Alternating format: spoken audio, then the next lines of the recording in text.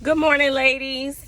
I'm coming through with something that was just placed on me. I am driving, but I'm going to keep my eyes on this road. I just have to get this out so that I do not forget, okay? So, me and my husband, we did a video on co-parenting, right?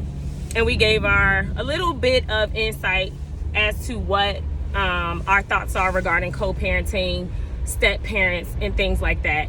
And I want to talk specifically to the ladies that have chosen to let their child or children live with another family member. But I also, most importantly, want to address the ladies who have decided to let their child or children live with their father.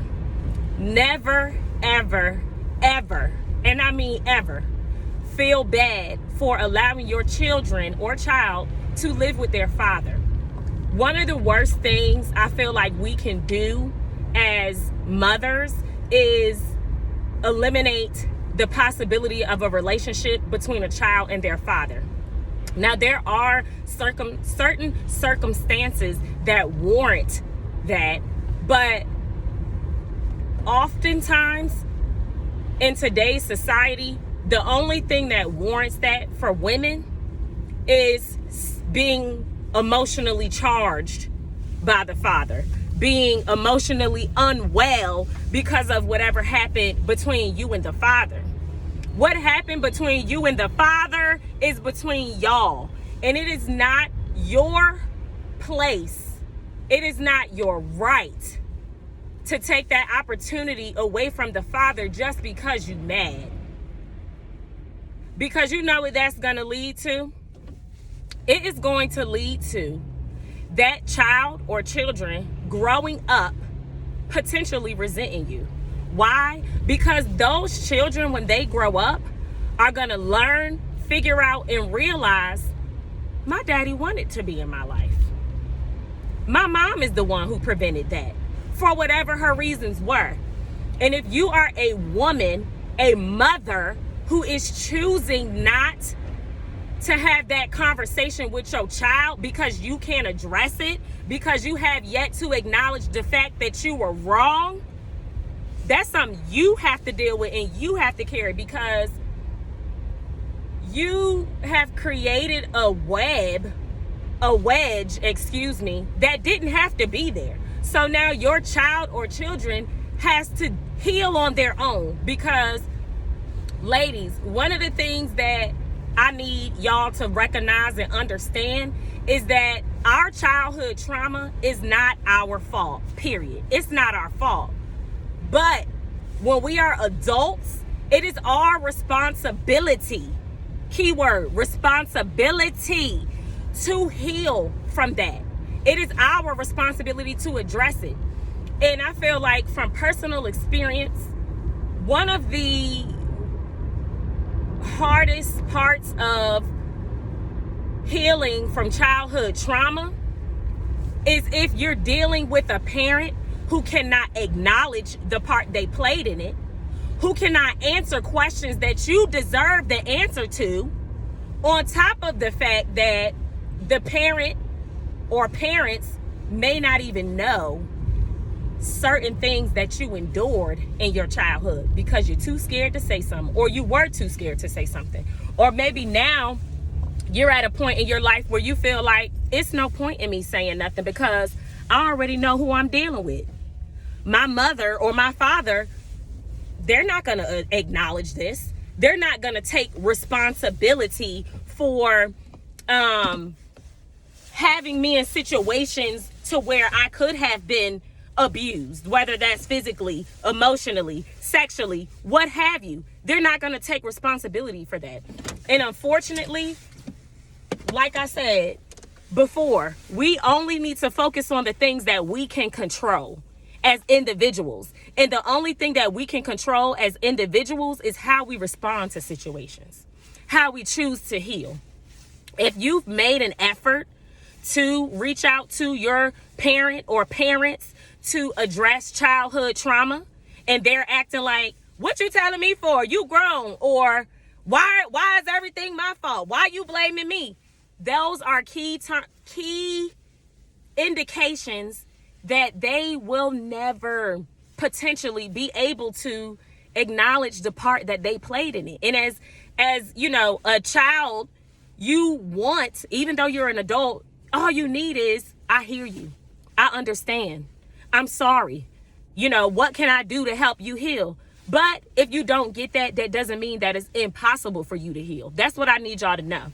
And I'm going to tie that into why women should never feel bad for letting their child live with, or children live with, another family member or the dang on daddy. I don't understand.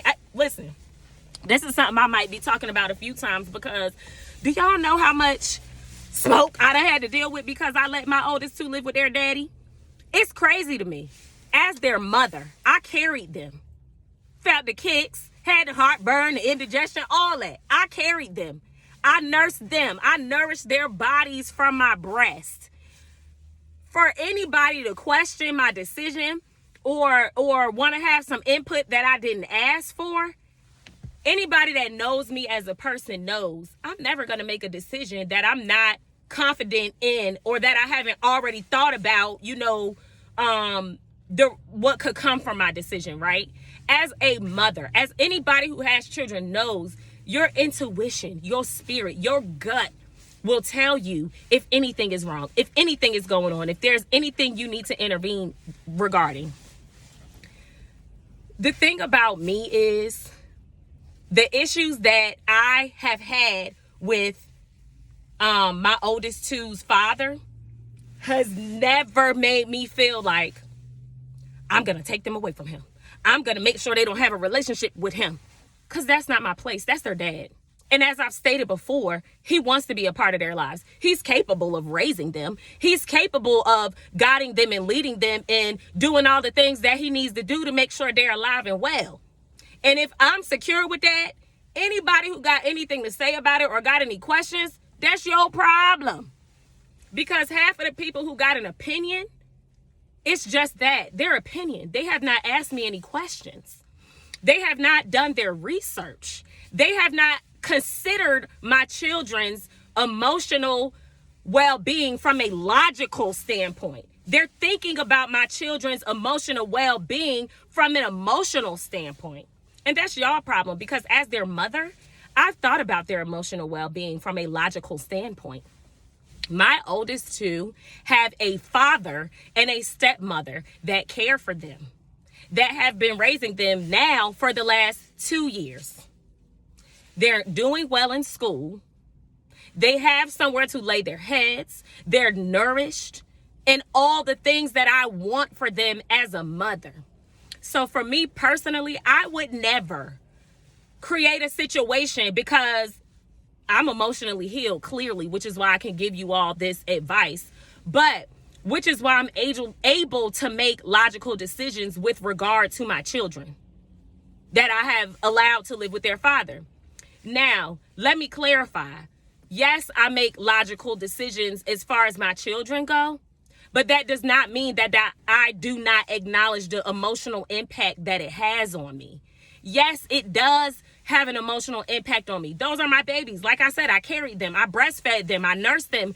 I did all the things with them. Yes, it has an emotional impact on me, but I do not let my emotions drive my decisions, because anytime you're making a decision based off of emotion, it is typically not a good decision.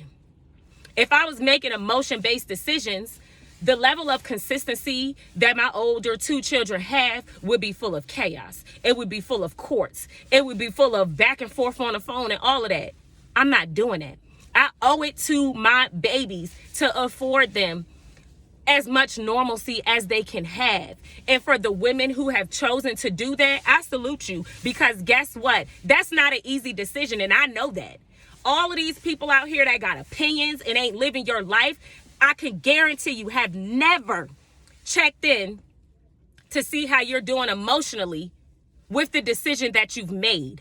It takes strength. It takes courage. It takes power. It takes discernment. It takes clarity. And it takes listening to your spirit, your guides, whatever higher power that you believe in, and trusting them and knowing that they're not going to guide you in the wrong direction. You keep doing that, baby. I salute you. I salute you, because guess what? 9 times out of 10, nobody else is. But guess what? Bree salutes herself. My husband reassures me and secures me every day. And guess what?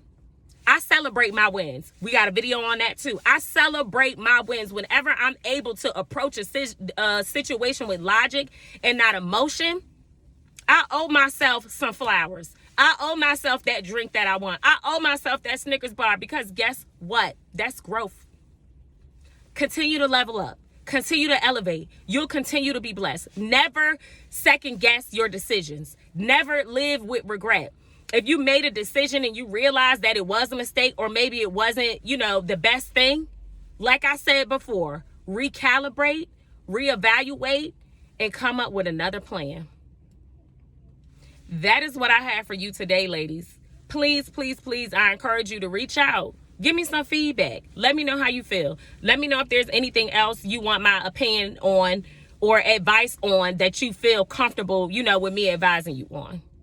And on that note, I'm going to holler at y'all later. Bye, ladies. I'm about to go work out. See ya.